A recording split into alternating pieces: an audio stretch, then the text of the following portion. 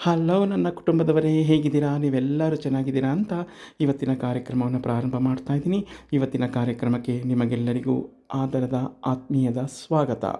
ಉದ್ದಿನ ಬೇಳೆ ಅವಲಕ್ಕಿ ಏನು ಬಳಸದೆ ಆರೋಗ್ಯಕರವಾದ ರುಚಿಕರವಾದ ಸೆಟ್ ದೋಸೆ ಮಾಡೋಣ ಬನ್ನಿ.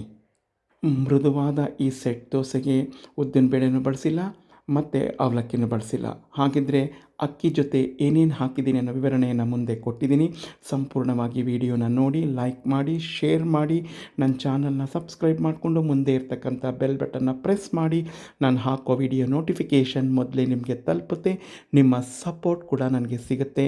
ಮತ್ತ್ಯಾಕೆ ತಡ, ಬನ್ನಿ ಈ ವಿಡಿಯೋನ ನೋಡೋಣ.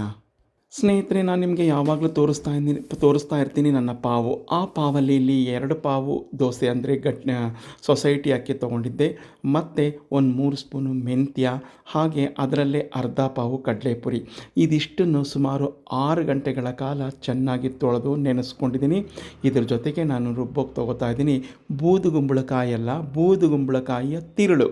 ಮುಂದಿನ ತಿರುಳು ಇರುತ್ತಲ್ಲ, ಆ ಬೀಜಗಳನ್ನ ಎಳಸಾಗಿದ್ದರೆ ಅದನ್ನು ತೆಗೆದು ನಾವು ಹಾಕೋಬೋದು. ತುಂಬ ಚೆನ್ನಾಗಿರುತ್ತೆ. ಬೀಜ ದಪ್ಪ ಇದ್ದರೆ ಮಾತ್ರ ತೆಗೆದಾಕ್ಬಿಡಿ, ಕಹಿ ಬರುತ್ತೆ. ತುಂಬ ಎಳಸಾಗಿದ್ದರೆ ಆ ಬೀಜ ಸಮೇತನೇ ನೀವು ರುಬ್ಕೋಬೋದು. ಬೂದುಗುಂಬಳಕಾಯಿ ದೋಸೆ ತುಂಬ ಮೃದುವಾಗಿ, ಸೋಡಾ ಏನನ್ನು ಉಪಯೋಗಿಸ್ದೆ ಬಹಳ ಚೆನ್ನಾಗಿ ಬರುತ್ತೆ. ಆರೋಗ್ಯಕ್ಕೂ ಒಳ್ಳೆಯದು. ಇನ್ನೇನು ಬೇಸಿಗೆ ಶುರು ಆಗ್ತಾಯಿದೆ. ಈ ಬೇಸಿಗೆ ಕಾಲಕ್ಕೆ ಇದನ್ನು ನೀವು ಆವಾಗ ಮಾಡ್ಕೊತಾ ಇದ್ರಂತೂ ಆರೋಗ್ಯ ತಂಪಾಗಿ ತುಂಬ ಚೆನ್ನಾಗಿರುತ್ತೆ. ಬನ್ನಿ, ಈಗ ಮುಂದೆ ವಿಡಿಯೋ ಕಂಟಿನ್ಯೂ ಆಗುತ್ತೆ. ಇದನ್ನು ಸಂಪೂರ್ಣ ನುಣ್ಣಗೆ ನಾನು ರುಬ್ಬಿಕೊಂಡು ಬರ್ತೀನಿ. ಸ್ನೇಹಿತರೆ ನೋಡಿ, ಎಲ್ಲ ರುಬ್ಬಿ ಉಪ್ಪಾಕಿ ತಿರುವಿಟ್ಟಿದ್ದೀನಿ. ನಾಳೆ ಬೆಳಗ್ಗೆ ನಿಮಗೆ ಶೇರ್ ಮಾಡ್ತೀನಿ. ಇದು ಅಂಥ ಏನು ಹುಬ್ಕೊಂಡು ಬರೋದಿಲ್ಲ, ಯಾಕೆಂದರೆ ನಾವಿಲ್ಲಿ ಉದ್ದಿನ ಬೇಳೆ ಬಳಸಿರೋದಿಲ್ಲ. ನೋಡಿ, ಬಲ್ತಿರ್ತಕ್ಕಂಥ ಬೀಜಗಳನ್ನೆಲ್ಲ ತೆಗ್ದಿದ್ದೀನಿ, ಎಳಸಾಗಿರೋ ಬೀಜನೆಲ್ಲ ಹಾಕಿ ರುಬ್ಕೊಂಡಿದ್ದೀನಿ. ತುಂಬ ಚೆನ್ನಾಗಿರುತ್ತೆ. ನನ್ನ ಅಂಗೈಯಲ್ಲೇ ತಿರುಗಬೇಕು ನೀವು. ಬೆಳಗ್ಗೆ ನಾನು ನಿಮಗೆ ಶೇರ್ ಮಾಡ್ತೀನಿ.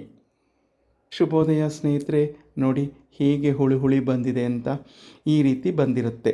ಸೊ ಇಷ್ಟು ಬಂದರೆ ಸಾಕು, ದೋಸೆ ಮೃದುವಾಗಿ ಚೆನ್ನಾಗಿ ಬರುತ್ತೆ. ನಾನು ಇದಕ್ಕೆ ಬದನೆಕಾಯಿ ಗೊಜ್ಜು ಮಾಡಿಕೊಂಡಿದ್ದೆ, ಯಾಕೆಂದರೆ ಬಹಳ ಚೆನ್ನಾಗಿರುತ್ತೆ ಇದಕ್ಕೆ ಕಾಂಬಿನೇಷನು. ಇದಕ್ಕೆ ನೀರು ಹಾಕಿ ಏನು ಹದ ಮಾಡ್ಕೊಳ್ಬೇಕಾಗಿಲ್ಲ. ಸಂಪಣ ಕರೆಕ್ಟಾಗಿದೆ. ಈಗ ಇದನ್ನು ತಿರುವಿ ನಾವು ದೋಸೆಯನ್ನು ಮಾಡೋಣ.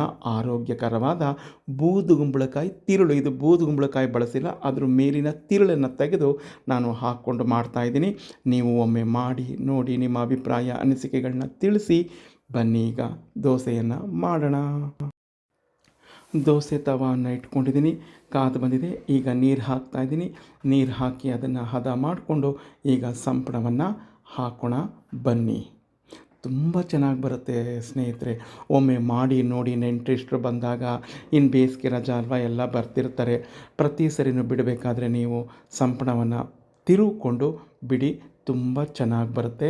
ಎಷ್ಟು ಚೆನ್ನಾಗಿರುತ್ತೆ ಅಂದರೆ ತುಂಬ ಚೆನ್ನಾಗಿರುತ್ತೆ. ಇದಕ್ಕೆ ಕೆಂಪು ಚಟ್ನಿ ತುಂಬ ಚೆನ್ನಾಗಿರುತ್ತೆ.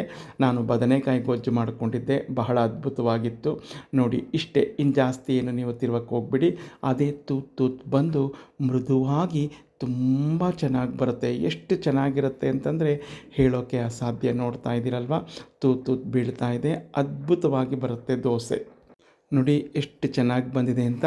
ನಾನು ಇದನ್ನು ಬೇಯಿಸೋಕ್ಕೆ ಸುತ್ತ ಗಾಣದಿಂದ ತೆಗೆದ ಕ್ರಿಯಾ ಫುಡ್ಸ್ ಅವರ ಕಡಲೆಕಾಯಿ ಎಣ್ಣೆ ಹಾಕಿದ್ದೀನಿ, ತಿರುವು ಹಾಕಿದ್ದೀನಿ. ಎಲ್ಲೂ ಕಚ್ಕೊಳ್ಳಲ್ಲ ಕೂಡ.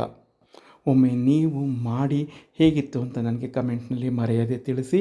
ಬೂದುಗುಂಬಳಕಾಯಿ ತಿರುಳಿನ ಆರೋಗ್ಯಕರವಾದ ಸೆಟ್ ದೋಸೆ ನೋಡಿ ಸ್ನೇಹಿತರೆ. ಹತ್ತಿಯಂತೆ ಮೃದುವಾದ ಬೂದುಗುಂಬಳಕಾಯಿ ತಿರುಳಿನ ದೋಸೆ ಮಾಡೋ ವಿಧಾನ ತೋರಿಸಿದ್ದೀನಿ. ವಿಡಿಯೋನ ನೋಡಿ ಮಾಡಿ ನಿಮ್ಮ ಅಭಿಪ್ರಾಯ ಅನಿಸಿಕೆಗಳನ್ನ ಕಮೆಂಟ್ನಲ್ಲಿ ತಿಳಿಸಿ.